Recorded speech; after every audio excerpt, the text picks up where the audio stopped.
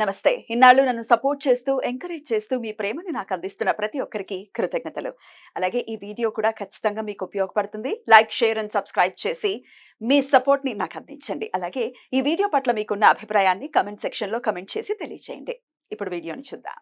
జ్యోతిష్య శాస్త్రం ఒక అద్భుతం. వేదాంగమైన జ్యోతిష్య శాస్త్రం అనేటువంటిది మానవ జీవన గమనానికి ఒక వరం. జ్యోతిష్య శాస్త్రం నీ జీవితంలో వెలుగునింపే ఒక భాష. ఆ భాష నీకు అర్థమైతే ప్రకృతి నీతో మాట్లాడుతుంది. అస్ట్రాలజీ నేర్చుకోవాలి అనుకునే వారికి అద్భుత అవకాశం. మురళీధర శర్మ గారి అస్ట్రాలజీ క్లాసెస్ అతి త్వరలో మొదలు కాబోతున్నాయి. 100% జాబ్ గ్యారంటీ. వివరాల కొరకు సంప్రదించండి. నమస్తే, వెల్కమ్ టు అవర్ ఛానల్. నేను పద్మిని. ప్రస్తుతంతో పాటు ప్రముఖ ఆధ్యాత్మికవేత్త, దత్త ఉపాసకురాలు, నారీసేన ఫౌండర్ శ్రీమతి లతా దత్త గారు మనతో పాటు ఉన్నారు. మాట్లాడదాం. నమస్తే అక్క. నమస్తే రా అక్క. ఈ నెల 19వ తారీఖు శ్రావణ పౌర్ణిమ. అయితే శ్రావణ పౌర్ణిమ కాకుంటే కూడా రాఖీ పౌర్ణిమ అంటే అందరికీ చాలా వావ్ అనే ఫీలింగ్ ఉంటుంది. అయితే చాలా చక్కగా చాలా వైభవంగా జరుపుకుంటారు అన్న చెల్లెళ్ళు ఉన్నటువంటి ఇళ్ళు అయితే చక్కగా కలకడలాడుతూ ఉంటాయి ఈ రాఖీ పౌర్ణమికి అని చెప్పొచ్చు. కానీ పిఠాపురంలో మాత్రం చాలా వైభవోపేతంగా ఈ పండుగని జరపటం అనేది ఎందువలన అనేది ఒకసారి తెలుసుకోవాలనుకుంటున్నాను. రాఖీ పౌర్ణమి రోజు అసలు ఏం చెయ్యాలి స్వామి అనుగ్రహం కోసం, అది కూడా చెప్పండి అక్క. తప్పకుండా పద్మిని, చాలా చాలా అద్భుతంగా అడిగావు. శ్రీపాద శ్రీవల్లభ స్వామికి రాఖీ కట్టడం కోసము బారులు తీరుంటారు జనాలు. ఇప్పటికే పిఠాపురంలో రూములు లేక కిటకిటలాడిపోతున్నారు. రాఖీ పౌర్ణమి వస్తుంది అంటే పిఠాపురం మొత్తం కర్ణాటక, మహారాష్ట్ర నుంచి అయితే ఇంకా చెప్పక్కర్లేదు, లెక్కలేనంత జనం. కర్ణాటక, మహారాష్ట్ర, ఆంధ్రప్రదేశ్, తెలంగాణ నుంచి కూడా విపరీతమైన జనం వస్తారు రాఖీ కట్టడం కోసం శ్రీపాద శ్రీవల్లభుడికి. అలా ఎలా ఉంటుందా, ఎట్లా? దీనికి ఒక చరిత్ర ఉంది. వాసవి కన్యకా పరమేశ్వరికి శ్రీపాదుల వారికి చాలా దగ్గర సంబంధం. అన్నా చెల్లెళ్ళు, వాసవి, వాసవాంబ అని కూడా ముద్దుగా పిలుచుకుంటారు శ్రీపాదుల వారు. వైశ్యాస్ నిజంగా చాలా అదృష్టవంతులు. ఒకసారి వాళ్ళ కోసం ప్రత్యేకమైన ఎపిసోడ్ చేయాలి. అసలు వాళ్ళకి శ్రీపాదుల వారికి ఎలాంటి సంబంధం ఉంది, ఆర్య వైశ్యులకి శ్రీపాదుల వారికి, వాసవి కన్యకా పరమేశ్వరికి ఎటువంటి అనుబంధం ఉంది, అసలు ఇదంతా ఎలా వైశ్యులకి ఎందుకింత దగ్గరగా ఉన్నారని ప్రత్యేకమైన ఎపిసోడ్ చేద్దాము తప్పకుండా. అయితే శ్రీపాద శ్రీవల్లభులు మళ్ళీ ఇప్పుడు యతీశ్వరుడు రూపం అయిపోయింది కదా, ఇది అయిన తర్వాత ఆయన వెంకటేశ్వర స్వామి పద్మావతిగా నేను వెళ్తున్నాను, అక్కడ ఆ రూపంలో నేను ఉంటాను, నేను స్త్రీ రూపం పురుష రూపం రెండు అని చెప్పారు. తర్వాత నేను మళ్ళీ కల్కిగా అవతరిస్తాను అని కూడా చెప్పారు. ఎక్కడ శంబాల గ్రామంలో. ఇప్పుడు కల్కి సినిమా వచ్చేసిన తర్వాత అందరికీ శంబాల అని బాగా తెలిసిపోయింది. అలాగే అమ్మవారు కూడా బృహత్శిలా నగరంలో అమ్మవారు జన్మిస్తారు. ఇద్దరికి కూడా మళ్ళీ కళ్యాణం అవుతుంది. అప్పుడు మళ్ళీ ఆ సమయంలో స్వామి పిఠాపురం రావటం జరుగుతుంది. ఆ సమయంలో వాసవి కన్యకా పరమేశ్వరి అంటే ఎవరో కాదు, సాక్షాత్ పార్వతీదేవి రూపమే వాసవి కన్యకా పరమేశ్వరి రూపం. అప్పుడు అమ్మవారు వచ్చి శ్రీపాదుల వారికి రాఖీ కడుతోందట. అప్పుడు కానుకగా శ్రీపాదుల వారు వజ్ర వైడూర్యాలు, ధన కనక అన్ని విజువలైజ్ వస్తుంది అలా, అందుకని అలా ఆలోచిస్తూ అలా విజువలైజ్ వచ్చేస్తుంది, అందుకే అది అలా వింటూ ఉన్నాను. చెప్పండి. అయితే అమ్మవారికి కూడా అంటే బహుమతి ఇవ్వాలి కదా మరి అన్నయ్య, అలాగా వాసవాంబ అని పిలుచుకుంటారు కదా, అవన్నీ ఇస్తారంట. అప్పుడు కల్కి అవతారంలో మళ్ళీ స్వామి పీఠికాపురం చేరుకుంటారంట. వాసవి కన్యకా పరమేశ్వరి కూడా మళ్ళీ సతీ సమేతంగా అంటారు కదా, అంటే భర్తతో పాటుగా మళ్ళీ పీఠికాపురం చేరుకుంటారట. ఫ్యూచర్ ముందే చెప్పారు స్వామి.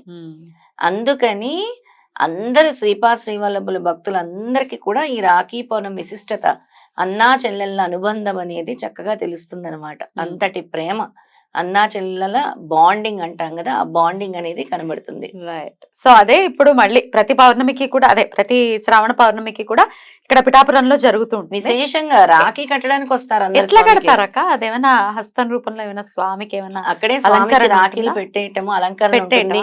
స్టాచ్యూ ఉంటే స్వామికి కట్టే అవకాశం ఉంటే కొంతమందికి కట్టే అవకాశం ఉంటుంది, అందరికీ ఉండదు. మిగతా వాళ్ళందరూ రాఖీలు అక్కడ సమర్పిస్తారు శ్రీపాదుల వారి దగ్గర. స్వామి నీకు కట్టినట్టే, నువ్వే మాకు రక్ష, ఒక అన్నలాగా అని చెప్పి అక్కడ పెడతారు. బ్యూటిఫుల్. అయితే మనము కూడా 17, 18, 19, 20 పిఠాపురంలోనే అఖండ సిద్ధమంగళ స్తోత్రం పారాయణం చేస్తున్నాము. బాపనార్యులు గారి స్వగృహంలో చేస్తున్నాము.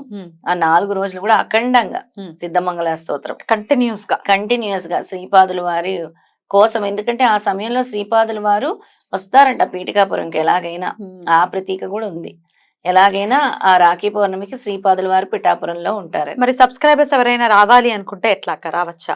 రావచ్చు. మనం వాళ్ళకి ఫుడ్ అండ్ అకామిడేషన్ అక్కడ ప్రొవైడ్ చేస్తాము. ముందుగానే వాళ్ళు రిజిస్టర్ ఖచ్చితంగా చేసుకోవాలి. రైట్. అయితే అక్కడ ముందుగానే అంటే 4 రోజులు ఉండే పరిస్థితి ఉంటుందా? ఉంటుంది. 4 రోజులు ఉండొచ్చు. ఒక్క రోజైనా ఉండొచ్చా? ఒక్క రోజైనా ఉండొచ్చు, 2 రోజులైనా ఉండొచ్చు. ముందుగా మనకి ఇన్ఫర్మేషన్ ఇవ్వాలి. డెఫినెట్ గా రిజిస్టర్ చేసుకుంటేనే కదా మనకు ఒక వాళ్ళు డైరెక్ట్ గా వాళ్ళ బస్సు ట్రైన్ బుక్ చేసుకుని పిఠాపురం వచ్చేయచ్చు.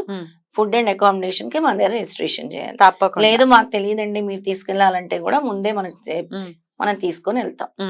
3 రోజులు అదే 4 రోజులు ఉండే వాళ్ళైతే మనతో రావచ్చు. రైట్. అయితే పద్మిని, ఎవరైనా చుట్టుపక్కల గ్రామాలు పిఠాపురం దగ్గర రాజమండ్రి, కాకినాడ, ఇంకేవైనా ఇప్పుడు ఈస్ట్ గోదావరి, వెస్ట్ గోదావరి వాళ్ళు, విశాఖపట్నం వాళ్ళు అందరూ కూడా వచ్చి సిద్ధమంగళ స్తోత్రంలో పార్టిసిపేట్ చేయొచ్చు. వాళ్ళకి భోజనం అరేంజ్మెంట్ మనం అక్కడే చేస్తాం. మేము ఉండము వెళ్ళిపోతాం అని అనుకుంటే గనక చక్కగా పార్టిసిపేట్ చేసి ఒక రోజైనా లేకపోతే పూటైనా చేసి ఒక రోజు వాళ్ళు అక్కడ ఉంటామన్నా కూడా అడ్జస్ట్మెంట్ అయితే గనక ముందే మనకి ఇన్ఫర్మేషన్ ఇస్తే మనం అరేంజ్ చేద్దాం. రైట్. తప్పకుండా. సో ఆ చుట్టుపక్కల ఉన్న వాళ్ళందరూ కూడా వచ్చి చక్కగా సిద్ధమంగళ స్తోత్రం సామూహికంగా జరుగుతుంది కాబట్టి 1,00,000 సార్లు అయితే మినిమం జరుగుతుంది కదా. 1,08,000 దాటిపోవాలి సంకల్పం. అందుకే అఖండం అని పెట్టాను. అది కూడా దాటించేస్తారు స్వామి అని అనుకుంటున్నాను. అందులో ఎటువంటి సందేహం లేదు, ఆయన చేతిలో పెట్టేయాలి అంతే. 1,08,000 సార్లు అయితే ఖచ్చితంగా జరుగుతుంది. బ్యూటిఫుల్. మరి ఇంత మహత్కరమైనటువంటి కార్యక్రమంలో మీరు కూడా పాల్పంచుకోండి. అద్భుతం అక్క. అయితే ఇది రావాలి అనుకునేవాళ్ళు కాదండి, మరి మేము మా ఇంట్లోనే స్వామికి, మరి ఆయన మాకు ఒక అన్నగారు లాగా మరి మేము కూడా అనుకోవాలి కూడా.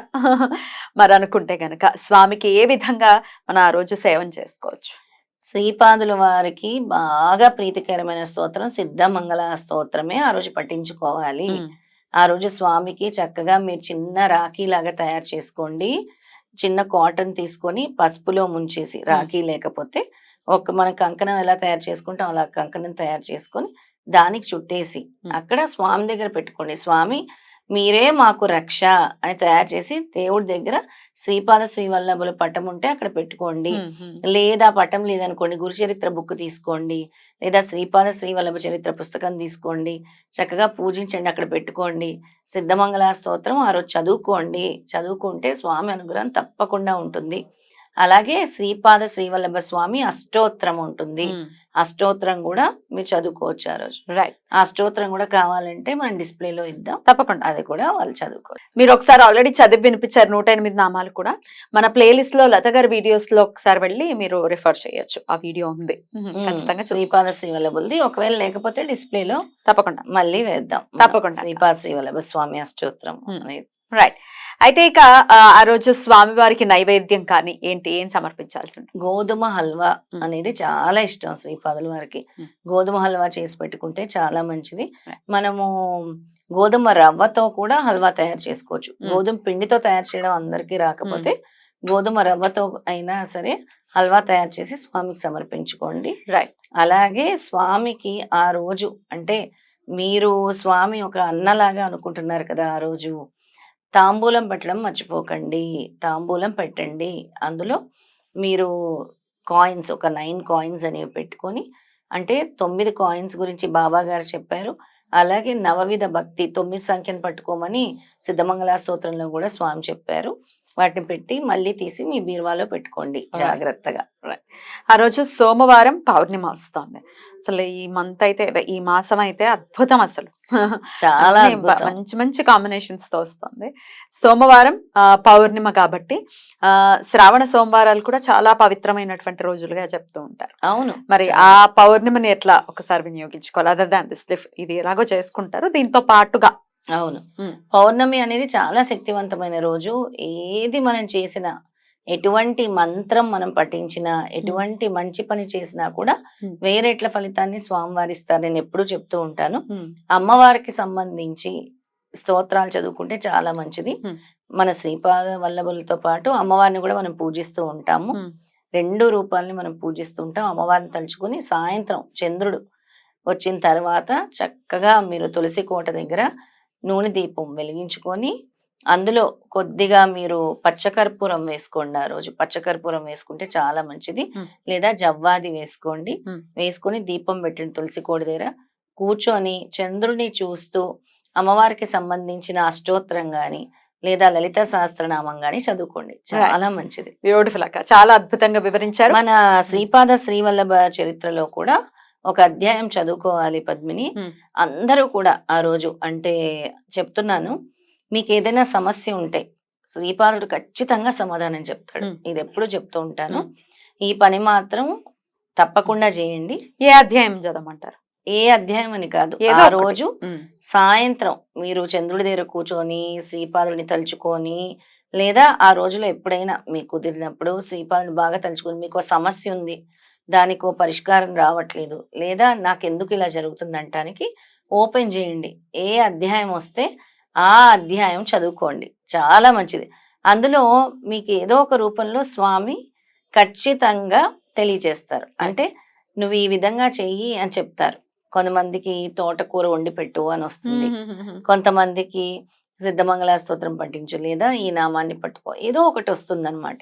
అలా మీరు ఏదో ఒక అధ్యాయం అంటే మీరు ఓపెన్ చేయగానే వచ్చిన అధ్యాయం స్మరించి స్వామి పాదాల దగ్గర పెట్టి స్మరించి ఓపెన్ చేసిన అధ్యాయం చదువుకోండి. మధ్యలో వచ్చిందంటే అధ్యాయం ఫస్ట్ నుంచి చదువుకుంటే అయిపోతుంది. అంతే, ఆ వచ్చిన అధ్యాయాన్ని దయచేసి మన కమెంట్ రూపంలో పోస్ట్ చేయమనండి పద్మిని. తప్పకుండా, ఎందుకంటే ఇదే వీడియోలో ఇదే వీడియోలో కమెంట్స్ లో పోస్ట్ చేయమని చెప్పాలి. ఎందుకు అనంటే ఎవరికి ఏమొచ్చిందో చెప్తే దానికి మనం కూడా సంతోషిస్తాం. అంటే వీళ్ళకి ఇది ఇది ఇది స్వామి చెప్పారు అని కూడా తెలుస్తుంది.